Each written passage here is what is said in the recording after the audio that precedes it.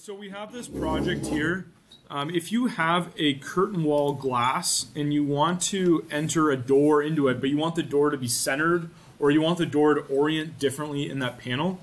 Right now I think these panels are a decent, I guess, spacing, but what I'm going to do is I'm going to grab this one wall here and I'm going to change, maybe I'll do it this way. It should apply to yours as well. So let's go to our level 1 here.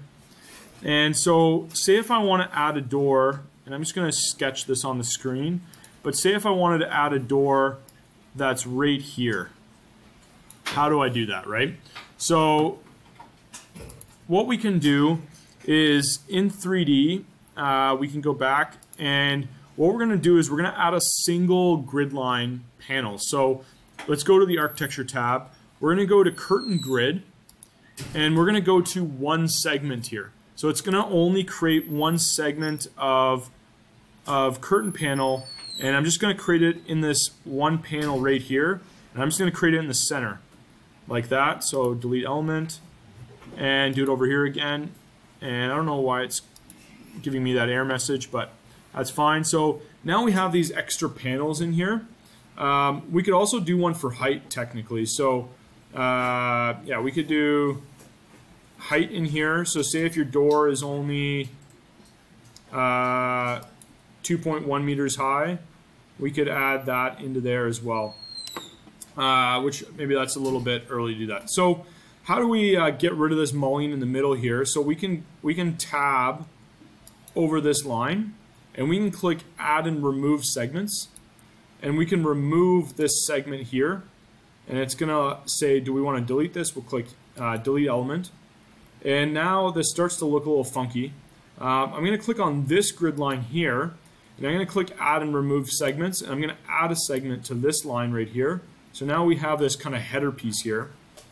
And now what we can do, I can just actually add these mullions to the top there. So now we have a mullion there.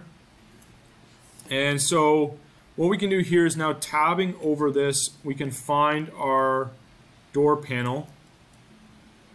Panel glazed, so that's that panel. Let me tab over the side here. And I'm just looking in the bottom left hand corner to find this panel.